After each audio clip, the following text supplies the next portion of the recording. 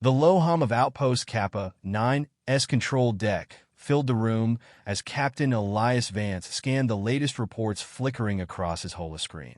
Colony disappearances. Civilian transports vanishing mid-route. Entire settlements reduced to static-laden distress calls that cut off before delivering a message. He exhaled sharply, rolling the tension from his shoulders. "Nothing but ghosts," muttered Sergeant Holt, arms crossed over his broad chest. The veteran Marine, his face lined with old scars, stood beside Vance, watching the same reports. "I've seen pirates raid fringe worlds before, but this? No ransom demands, no survivors?" Vance shook his head. "This isn't pirates." A sharp beep interrupted their conversation. The transmission came from Fleet Command, Admiral Staines' face materializing on the holoscreen, lips pressed into a thin line. "Captain Vance, we're pulling back patrols from outer colonies," the Admiral stated, his tone leaving no room for argument. "We've already lost 3 destroyers to whatever's out there. Until we know what we're dealing with, the priority is to consolidate forces." Vance stiffened. "And abandon the colonies? Strategic withdrawal?" Staines' gaze hardened. "We can't protect what we don't understand. Our enemies are patient, Captain. We'll respond when we're ready." The screen flickered off before Vance could reply. He exhaled, jaw tightening. "Ready? When had war ever waited for readiness?" The tension lingered as Holt spoke. "Orders are orders. Orders can be wrong." Vance turned away, staring out the viewport. Beyond the cold expanse of space, Eldoria Prime hung in the void, its surface gleaming with city lights. The colony was one of humanity's strongest footholds in the outer systems. And it was next. The distress beacon arrived 3 hours later. Eldoria Prime was under attack. No visuals, no transmissions, just a repeating, garbled signal. "They're coming." Within minutes, Vance and his team boarded a Raptor-class dropship, engines burning hot as they raced toward the surface. The descent was smooth, too smooth. No enemy fire, no atmospheric disturbance, just silence.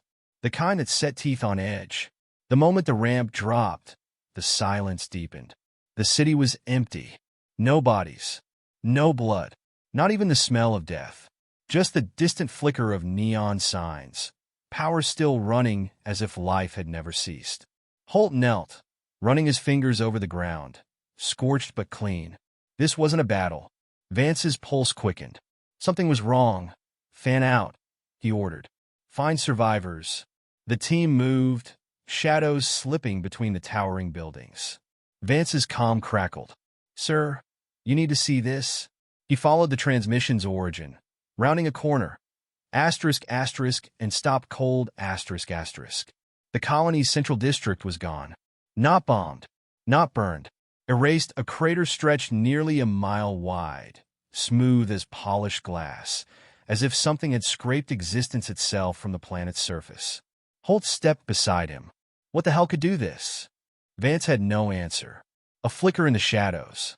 His instincts screamed a warning. He spawned weapon rays just as the city died.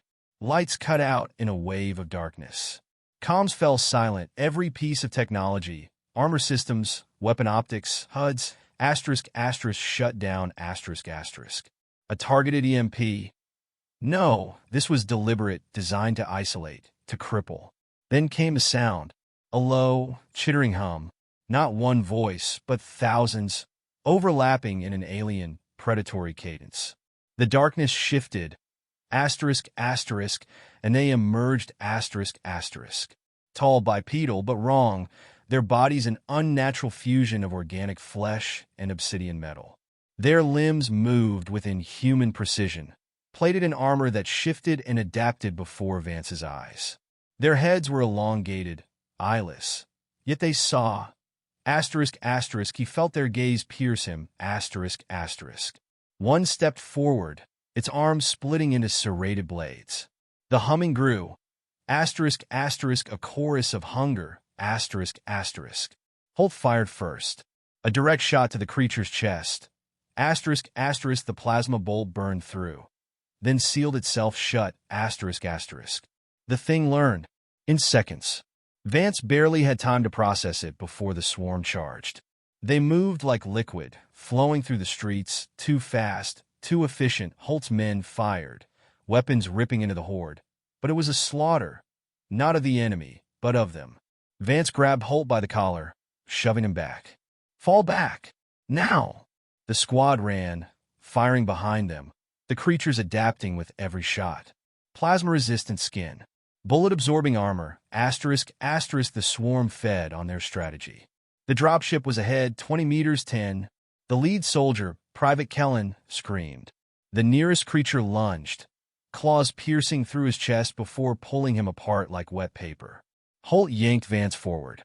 No time move!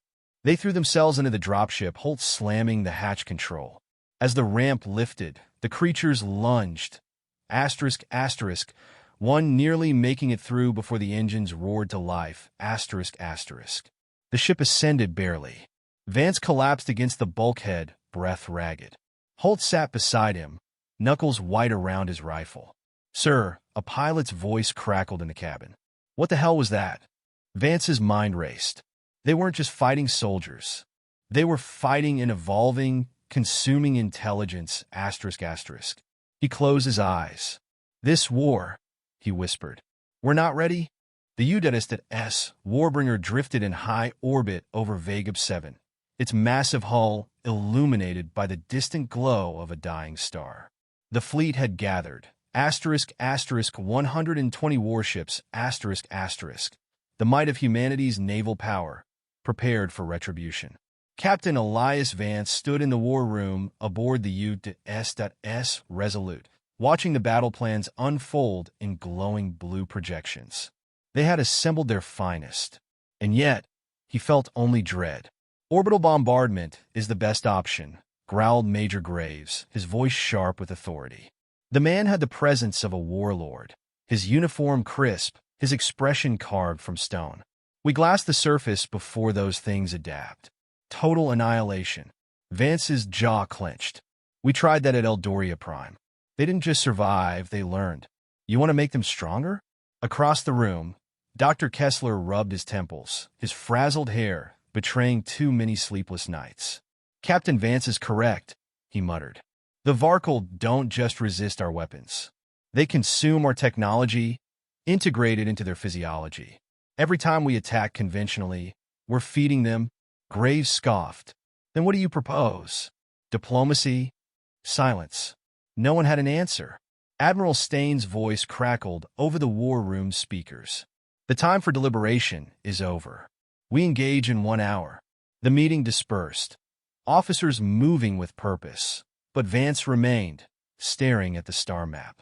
Vega 7 was lost before the battle had even begun. The countdown to war ticked away too fast. Within the hour, the fleet advanced. ***, a wall of steel and firepower ***, weapons primed, dreadnoughts leading the charge. The first wave unleashed a storm of plasma and railgun fire, striking the planet's surface with the fury of a dying empire. For a moment, it seemed to work. Then the sky tore open. From the heart of Vega 7, a pulse radiated outward. ***, not an explosion, but an inversion ***, it moved like a ripple through space, touching each warship like a hand reaching into their systems. Vance felt it before he saw it. The lights flickered, the war room's displays glitched. The air itself seemed to hum with a terrible, alien intelligence. Then the screaming began. Across the fleet, ships turned on their own, weapons recalibrated, targeting allies. Shields collapsed. The Warbringer, humanity's most advanced warship, suddenly split in two, its reactor detonating from within. The Varkle weren't just fighting. They were taking control. They're inside our systems, a panicked voice shrieked over comms. They're rewriting. The transmission cut off in a burst of static. Vance sprinted to the bridge. Hold on his heels, the corridors flashing red with emergency lights. The Resolute trembled under impact. On the viewport, the battlefield had transformed into chaos. Human ships turned against each other, firing indiscriminately as Varkle constructs materialized from the darkness, their shifting black metal hulls moving like liquid. Admiral Staines' final broadcast echoed across the fleet. Asterisk, asterisk, all forces, retreat. Retreat. Asterisk, asterisk. Vance clenched his fists. There was nowhere to retreat. The swarm descended, slipping through the wreckage of the fleet, tearing apart the last defense lines. The USS Resolute shook violently, fires bursting along the corridors. "Navigation's dead," a lieutenant shouted. "Weapons offline. Hull integrity failing." Holt grabbed Vance's shoulder, his voice grim but steady. "We need to get out. Now." Every instinct screamed to fight. But this wasn't a battle. It was an extinction event, asterisk, asterisk. "Evacuate the bridge," Vance ordered. "Get to the dropships." The ship buckled, another explosion ripping through its core. They sprinted down the failing corridors, bodies of fallen crewmen littering their path. The once mighty fleet was gone, reduced to debris drifting in the void. As they boarded the last escape shuttle, Vance caught one final glimpse of Vega 7. The planet's surface had shifted, pulsing with a new, living design. Asterisk, asterisk, human metal fused with alien biology, asterisk, asterisk, reshaped into something unrecognizable. The Varkle weren't just destroying. They were converting. The shuttle rocketed away as the Resolute collapsed into itself, devoured by a growing black mass. They had lost. The fleet. The system. The war. Vance closed his eyes as the stars blurred past. Earth would be next. The sky above New Geneva burned, a canvas of fire and ruin as the last of Earth's orbital defenses crumbled. The Varkle had arrived, descending in waves of shifting, obsidian forms, their presence a swarm of hunger sweeping across the remnants of humanity's stronghold. Captain Elias Vance stood atop the ruined balcony of the Old World Government Center, gripping the railing as the city below drowned in war. The streets had become trenches, human forces barricading themselves behind burning wreckage, fighting with everything left. Asterisk, asterisk rifles, explosives, even their own bodies when the ammunition ran dry, asterisk, asterisk. Beside him, Major Graves adjusted his battered armor, his once pristine uniform smeared with dirt and blood. "We're out of time, Vance," he muttered, his voice carrying no fear, only resignation. "Whatever miracle you're planning, it needs to happen now." In the underground bunkers beneath them, Dr. Kessler and his remaining scientists worked frantically, their hands shaking as they prepped the only hope they had left. Asterisk, asterisk, Project Ragnarok. Asterisk, asterisk, a weapon unlike any before it. Not a bomb, not a fleet, a virus. Vance turned from the carnage below, his eyes locking onto Graves. "You understand what this means?" Graves nodded, his expression unreadable. "The end of them, or us." Kessler's voice crackled through the comms. "The payload is ready." A deep, resonating roar cut through the city, the kind of sound that vibrated through bone. Something ancient, something wrong. Vance looked up. It was here.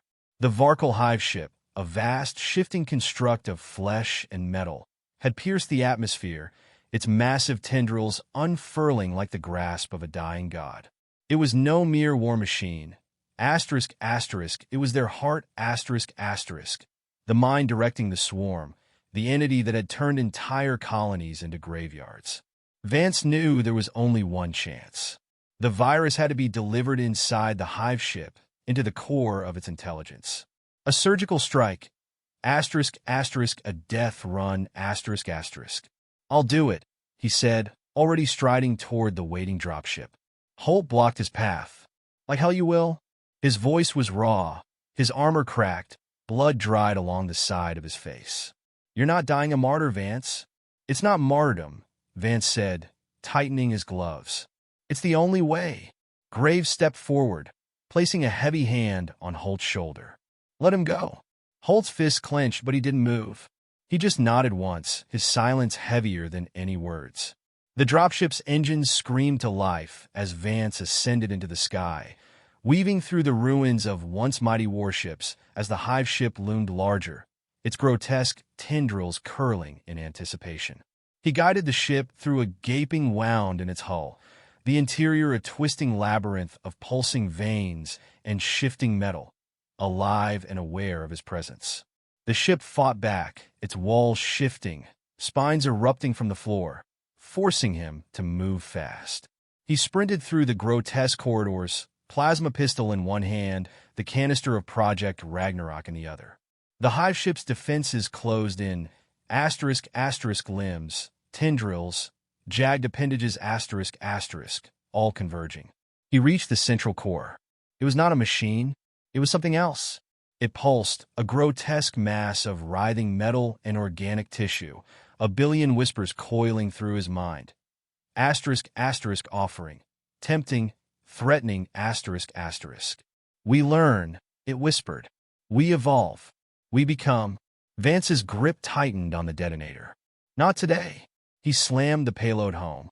The virus spread instantly. The hive ship convulsed, its walls twisting in agony, the very air vibrating with a scream not meant for human ears. Vance fell to his knees as the ship began to collapse. He had known this was a one-way mission, had accepted it the moment he left. But even now, in his final moments, he did not feel fear. Through the comms, Holt's voice crackled through. "Vance? Vance, do you copy?" Vance exhaled, staring up at the ceiling of the dying beast. "It's done." Outside, the Varkle froze. Their bodies twisted, spasming, their once fluid forms turning brittle as the virus consumed them from within. Across the battlefield, their massive war forms collapsed into dust, their shrieks piercing the air before falling silent. Humanity had survived. Earth had not fallen, but Vance was already gone.